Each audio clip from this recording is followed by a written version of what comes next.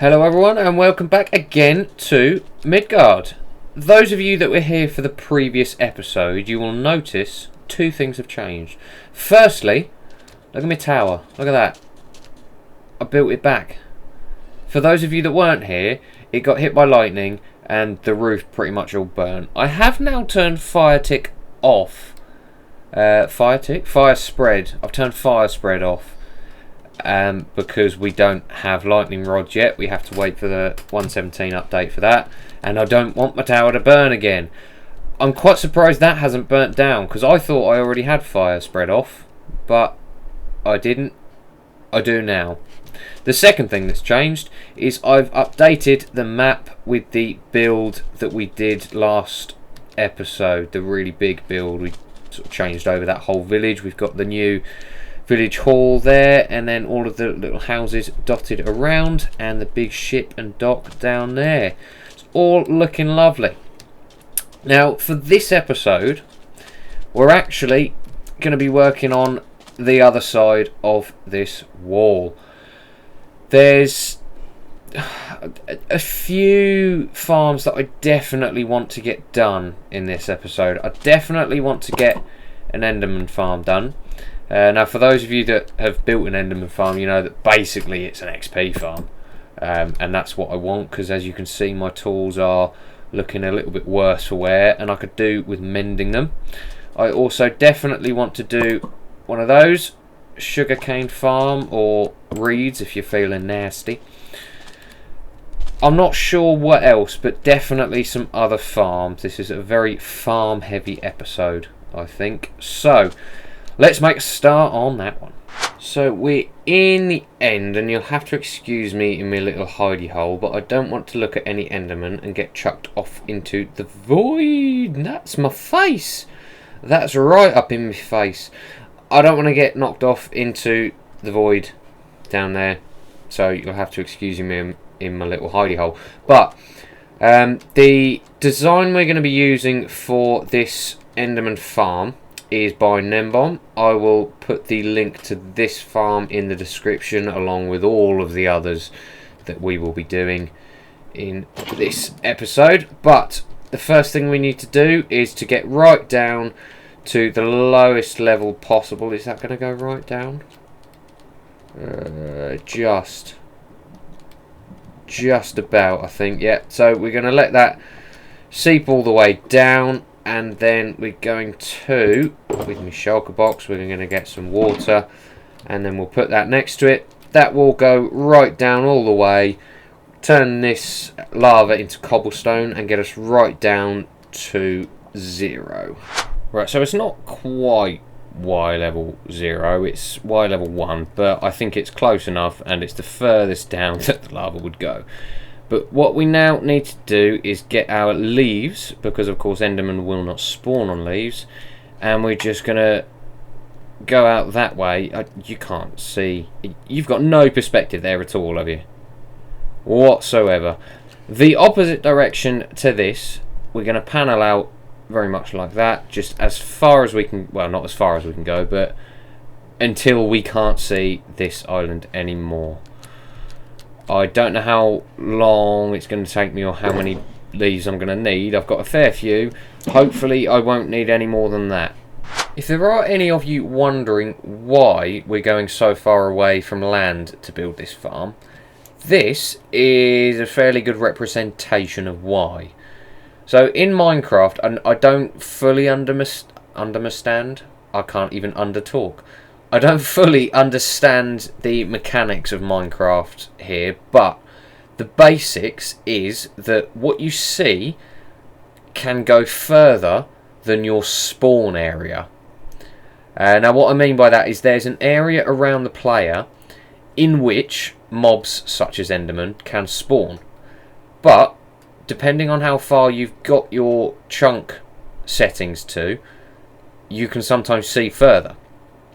Now my chunk settings are further than my spawn circle, so if we're going all the way along here and quite far out that way to the point where I definitely can no longer see this, I'm definitely outside of the mob spawn area, which means that the little platform that I create for the spawn area of the Enderman is going to be so much more efficient because it's the only space in the spawning area that they can spawn. I hope that actually made sense, because I'm not going to go through it again. Sorry, I'm just not. It was confusing enough the first time. But moving on from that slightly unintelligible digression, I can no longer see anything back towards the island from where I am. If I move a bit closer, you will just about, there we go, see it come into view. But this is definitely far enough out for us to build our Enderman farm. Now, I know I didn't explain it too well in the previous clip, so like I've said before, I will leave the link to Nembom's version of this farm in the description below, and he explains all of the mechanics so much better than I will ever be able to repeat or even understand. And here we have the finished farm. Now, as you will see if I quickly do this, I have removed most of my stuff. I've taken everything out of my inventory as well, except for a little bit of string, which I'm not too worried about. Now, it's not because I don't trust Nembom's design, it's more because I don't actually trust myself. So, we're now at the stage where we're going to take away these torches, which is going to spawn a lot of Endermen. And I've brought a diamond sword here. I've got it enchanted just with sweeping edge and not a lot else. I've got just a random diamond helmet that I managed to get from the end when I did an end bust, and of course my elytra, very minimal rockets and golden carrots, because I might die here and lose it all. I don't know, I really don't, but we're gonna give it a go. So let's quickly take away these torches, and I missed that one, and we're gonna go like that. Oh, way! There you go. I said I don't trust myself. Now, I did see a lot of Endermen spawn. That is a lot of Endermen. Okay, now as you'll see, I've also taken away all of my XP. I'm going to speak back here. I've taken... What are you doing? Okay, need more string and carpet. That's a learning point. But I've taken away all of my XP. That's not how you see XP. Right down the bottom there. Just to see how much we can get from a few slashes of this sword. So let's have a look. It's going to be very noisy. I hate this noise.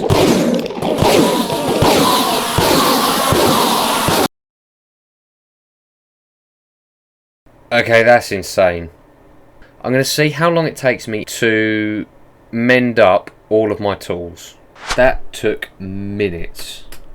Literally, that's going to save me so much trouble. I should have done that so much sooner. But it's done now, it works.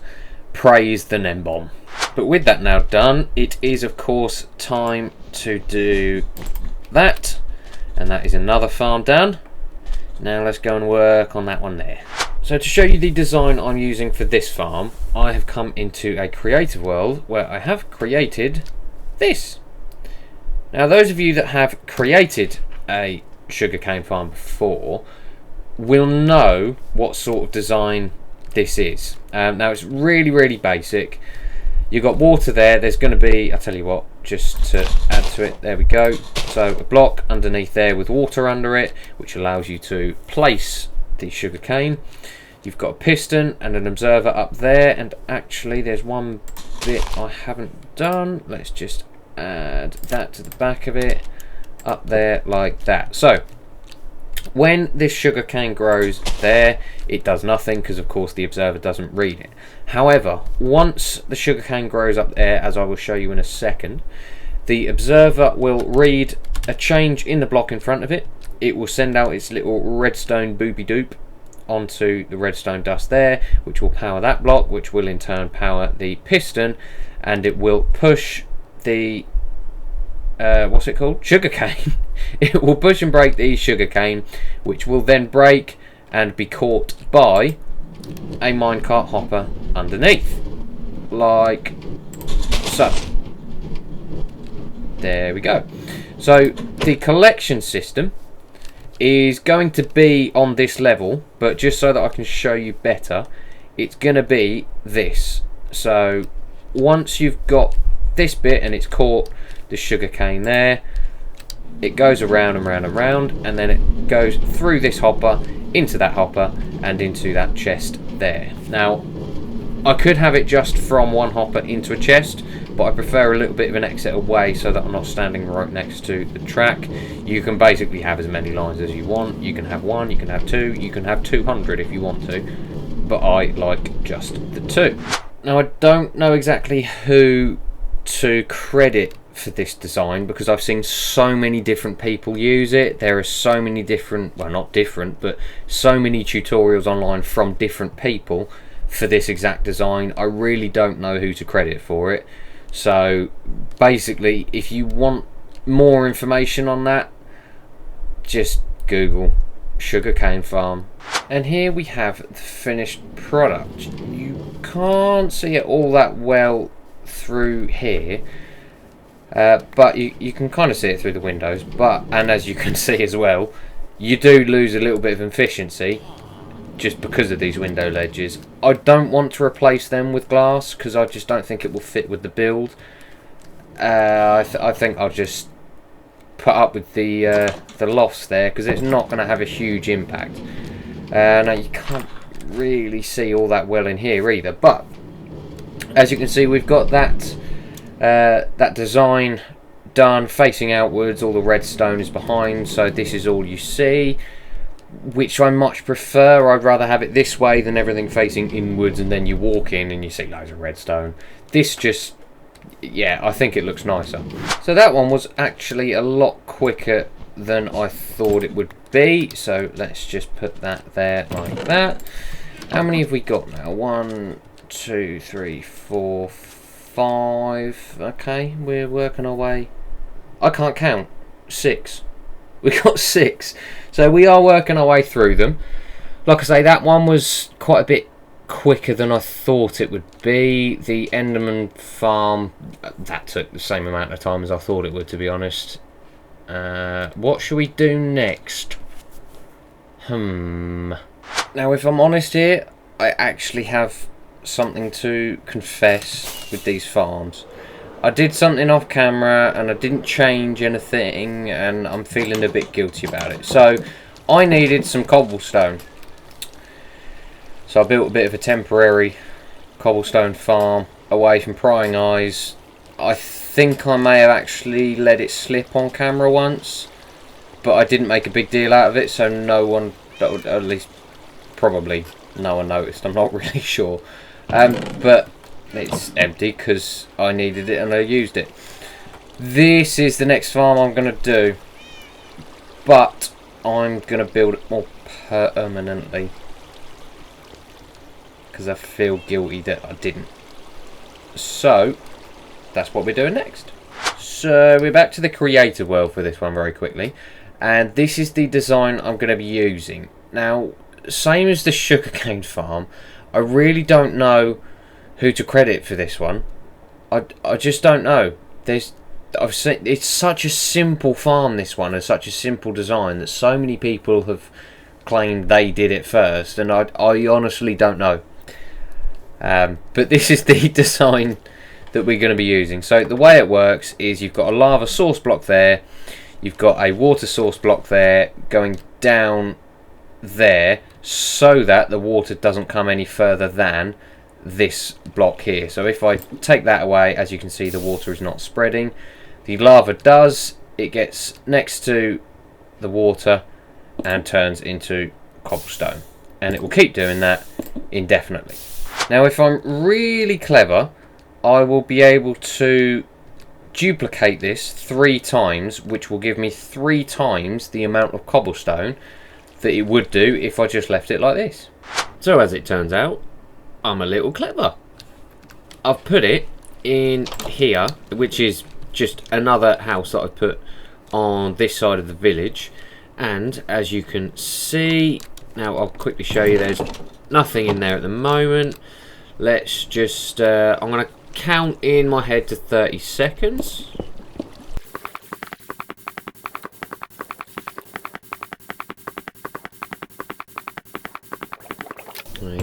go, and there you go. Pretty much a full stack in 30 seconds. That's gone pretty well. I'm very happy with this. It's a really, really basic farm. And I know cobblestone isn't something that you often need masses of, but it's really good for things like observers, pistons. You know, there's quite a lot of redstone materials that there's a bit of dirt missing from there. I don't like that. Let's fix that now, otherwise it will bug me. I missed.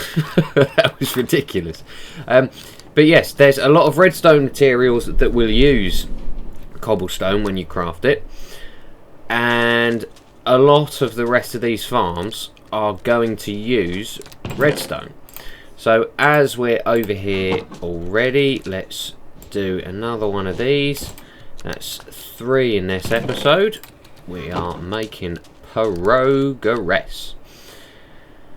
Right, have we got time for another one? What am I saying? Of course we have time. The next, and I think probably final farm I want to do in this episode is that one there. The Cactus. That's Cactus farm, by the way. I'm going to keep this very brief because for anyone who does understand the game mechanics better than I do, which is probably the majority of you, this is going to be very boring anyway. But the basic rule is that with Cactus, you cannot, as you can hear I'm clicking, you cannot place it on grass blocks, but you can only place it on sand blocks. Now, I can't show you this because it won't physically let me place more cactus on top of that, but it also won't allow cactus to be placed next to another block or fence post or, you know, any object, basically. But this cactus will still grow. So the way it will work is the cactus will still continue to grow. Once it grows, and there is another cactus block here right on top of it, it will suddenly realise it can't grow next to that one, so it will pop out, and then you've got, you know, underneath you can have another minecart with hopper running backwards and forwards, dispensing it, picking it all up. I'm getting dizzy in an infinite loop. I was looking around for a while for a space to actually build this farm, and then I realised I've already got the perfect space. This tower, it's only really the base of it, and let's get out here, it's only this bit that's used. All of the rest of it was not used, so all of that bit was completely untouched, and literally I hadn't even decorated any of it at all. Ooh, just got in there. So I decided, as you can probably hear, to put the farm in here. It's not the biggest cactus farm in the world. In fact, it's, in the grand scheme of things, quite small, but it works. It will do the trick, and I don't need masses of cactus. It's more than enough for me. So that is yet another farm completely done. Excellent. Loving it. Now, I know none of the farms that I've built in this episode have been particularly fancy. The only one with any real kind of hardship to it is the Enderman farm, and even that was quite simple because, I mean, that video by Nembon is so simple. You can just follow it to the T and you will have absolutely no problems whatsoever. But this whole episode has gained us another 4 farms, which are, you know, none of them are going to be life-changing except maybe that one. That is going to really help. But the cobblestone, the sugarcane and the cactus, none of them are going to be all that life-changing for the game itself. Of those 3, I reckon the most useful is going to be the sugarcane, because that will get me paper for more rockets to go with the gunpowder farm. But it just helps complete this board that bit more and gets us just towards our goal. And one very last thing I want to show you guys just before we do end this episode is back to the map. So I probably don't need to go into detail here because it's fairly obvious, but I've actually started marking out all of the farms that I have and where they are, because eventually I'm probably going to get to a stage where I can't remember where each of these farms is. You know, I'll be using a few for so long, and then I'll suddenly realise, actually, I want, let's say, my Cobblestone farm. And I think, I haven't used that since episode 7.